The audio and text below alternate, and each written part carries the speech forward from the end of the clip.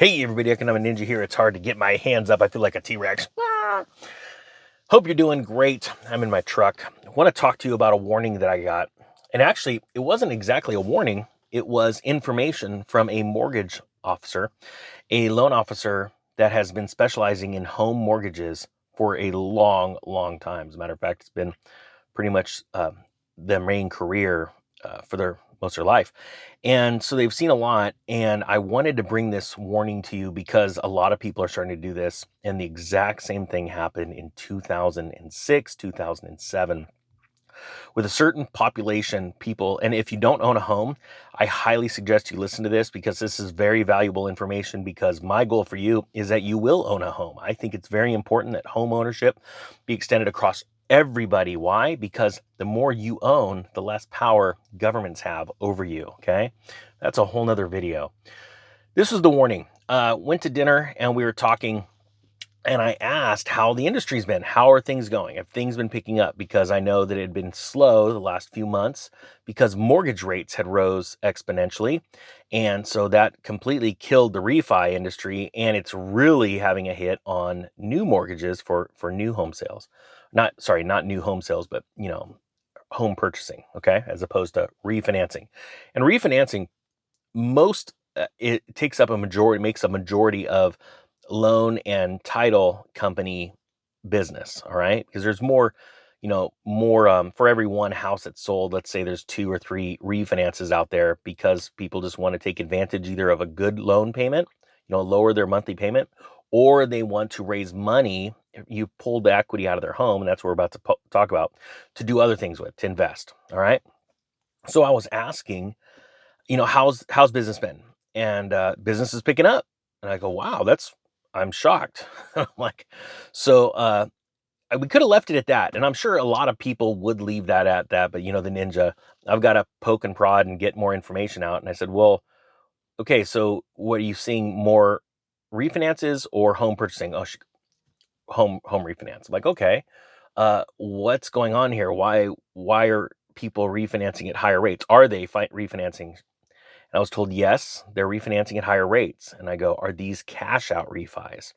And I was told, yes. I'm like, aha, people need money. And I said, what do they need money for?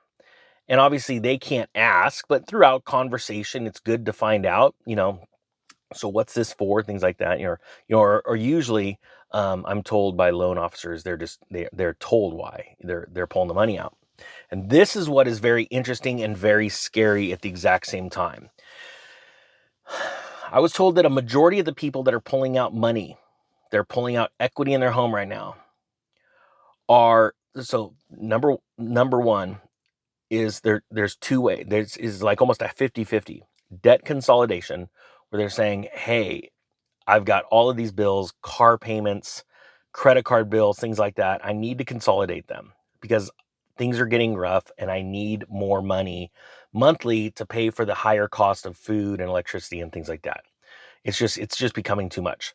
So they're consolidating, right? And that's very dangerous, because what's happening now is, you're taking, let's say, a 5 or 6 year, whatever your car loan is, and you're now pushing that across the next 30 years, because the percentage of people that pay off their homes is actually, in a timely manner, 30 years or earlier, pay it off, is very low right now.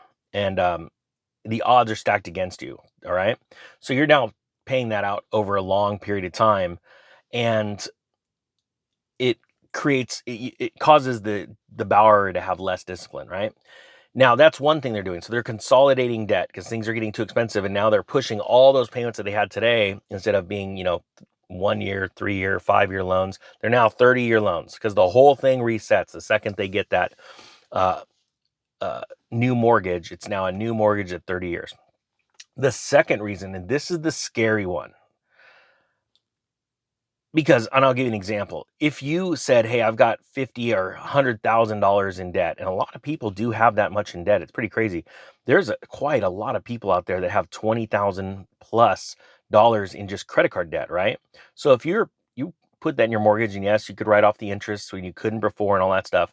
But if you were to say, hey, I'm going to take this, now my payment is cut dramatically down, it's cut by, let's say, a third.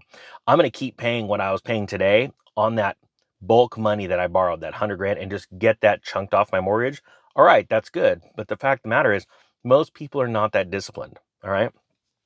Now, the second thing that's really scary is that what they're doing is they're pulling this money out to invest it.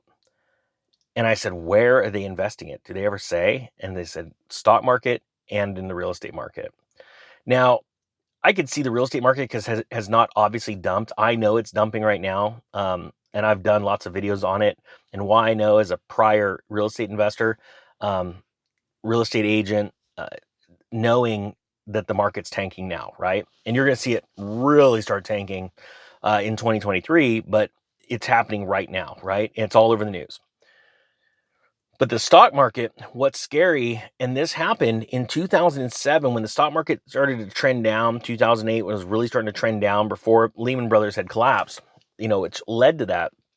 People were like, buy the dip, buy the dip. And you see that throughout the last couple of years with these YouTubers that are, preaching buy the dip because they want to sell you, some referral link to a stock platform or, some course that they're selling.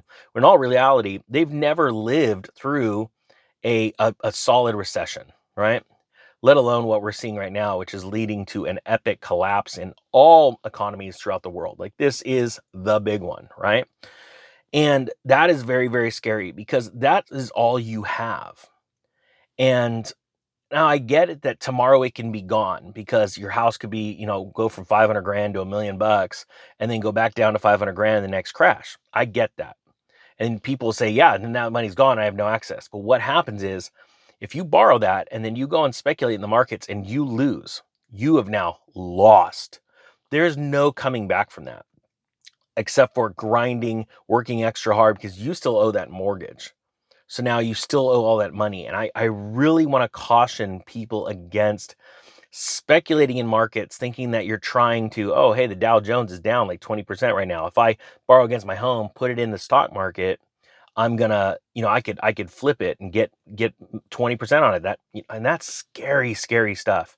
I know this from experience. And the reason why, it's like Murphy's Law. Whenever can go wrong, will go wrong. And it's because whenever you want something to go right, it seems like it doesn't go right.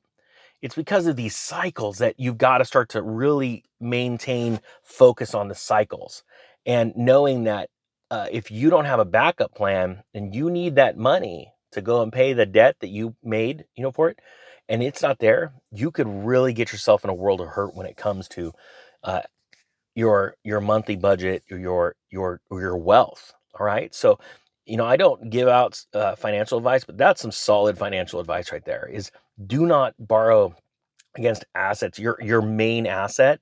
I could see if this was real estate that is, cash flowing, it's in a proper entity. Um, other people are paying your debts for you and you pull out equity to grow your business.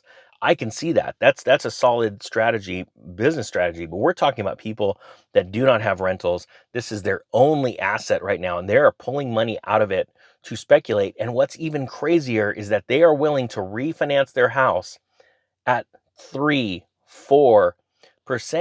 and refinance now the entire thing. Because that was another thing I asked them all. Are they doing seconds to pull this money out? And they said, no, they're doing first. I'm like, so they're re-amortizing that entire debt at a higher interest rate to only go out and speculate into the markets. That's scary. So guys, that is some financial advice. Do not go and take your nest egg and speculate. If you can't go and find extra money by working a side hustle or working a second job and using that money as the money to go and invest or speculate in the markets, you probably shouldn't be doing that. So, but hey, in the end, I just got to give you the disclaimer. I'm not a financial advisor, just a dude with a bro hawk and a dream. Oh, and McDonald's coffee. With that being said, guys, I'm going to leave you guys there.